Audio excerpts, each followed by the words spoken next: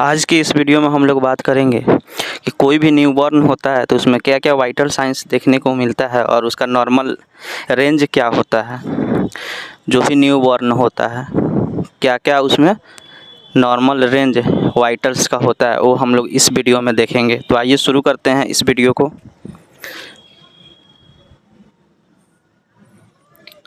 जिसमें पहला है हमारे पास रेस्पिरेशन रेट। कोई भी अगर बच्चा जन्म लेता है उस समय उसका रेस्पिरेशन रेट क्या होता है, तो नॉर्मल उसका होता है 30 से 60 पर मिनट। उसका हार्ट रेट जो होता है 120 से 160 बीट्स पर मिनट होता है। अगर यही हार्ट रेट अगर वो बच्चा सो रहा होता है तब उसका 100 से 110 बीट्स पर मिनट होता है, और जब वह रो रहा होता है उस समय 170 से 180 बीट्स पर मिनट होता है। ये हार्ट रेट हुआ।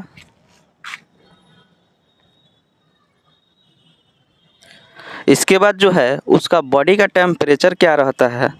टेम्परेचर है 36.5 degree to 37 degree Celsius. Newborn का उस समय बॉडी टेम्परेचर रहता है। वैसे नॉर्मल बॉडी टेम्परेचर भी अप्रॉक्स 37 डिग्री सेल्सियस होता है। आइए अब हम लोग देखते हैं ब्लड प्रेशर कितना होता है न्यूबॉर्न में। तो न्यूबॉर्न में जो ब्लड प्रेशर होता है सिस्टोलिक में 60 से 80 mmHg होता है और डायस्टोलिक में 40 से 50 mmHg होता है। यह नॉर्मल रेंज है किसी भी न्यूबॉर्न का। पेन जो है सब्जेक्टिव सिम्टम है। यह असिस्ट होता है एडल्ट में एक विजुअल एनालॉग स्केल के द्वारा। In the newborn, the subjective assessment is not possible, so pain objective assessed by using faces scale, or it is also known as Ong-Becker faces rating। Newborn में हम लोग उसको pen हो रहा है कि ना यह एसेस करना बहुत मुश्किल काम होता है, जिससे हम लोग उसको पेन हो रहा है उसका चेहरे को देख के समझ सकते हैं, या एक वोंग बेकर फेसेस रेटिंग है उसको हम लोग देख के समझ जाते हैं। फेस के एक्सप्रेशन से आप यहाँ इमेज में देख सकते हैं कि फेस का एक्सप्रेशन बनाया हुआ है और वह पेन उसको हो रहा है कि नहीं, इससे हम लोग पहचानते हैं। आप अपने स्क्रीन पे ये देख सकते हैं, ये इमेजेज है। इस एक्सप्रेशन को देख के हम लोग पता लगाते हैं कोई भी न्यूबॉर्न को पेन हो रहा है, दर्द हो रहा है या नहीं। आइए अब बॉडी मेजरमेंट की बात करते हैं।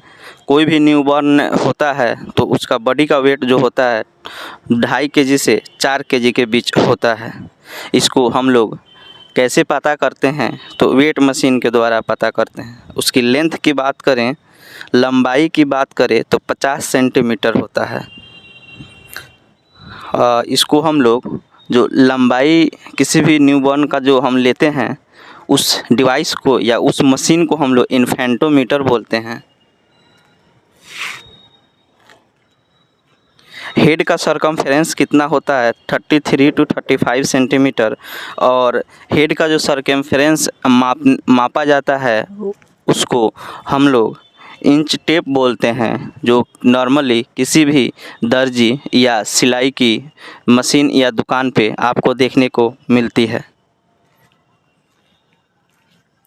इसके बाद जो है चेस्ट सरकमफेरेंस किसी भी न्यूबॉर्न का 30 से 32 सेंटीमीटर होता है। इसको भी हम लोग इंच टेप से ही मापते हैं। एब्डोमिनल सरकमफेरेंस की बात करें तो 31 सेंटीमीटर से 33 सेंटीमीटर होता है, और इसको भी हम लोग इंच टेप से ही मापते हैं। मिड अपर आर्म सरकमफेरेंस की बात करें तो 11 से 12 सेंटीमीटर होता है, और इसको सैकेर टेप से हम लोग मापते हैं। आप यहाँ इमेज में देख सकते हैं मिड आर्म सरकमफेरेंस मापने को, जिसको हम लोग सैकेर टेप बोलते हैं। इमेज में यहाँ देख सकते हैं आप।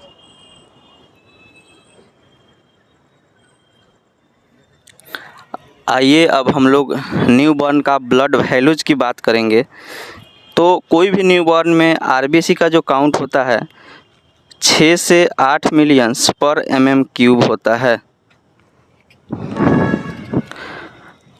और डब्ल्यूबीसी का नॉर्मल 11,000 से 17,000 mm³, प्लेटलेट्स 3.5 लाख mm³ और हेमोग्लोबिन 18 से 20 ग्राम पर DL और लाइफ स्पान ऑफ आरबीसी जो होता है न्यूबॉर्न में वो 80 दिन का होता है। नॉर्मली वैसे एडल्ट में आरबीसी का जो लाइफ स्पैन होता है 120 दिन होता है और ब्लड वॉल्यूम की बात करें तो 80 ml पर kg होता है।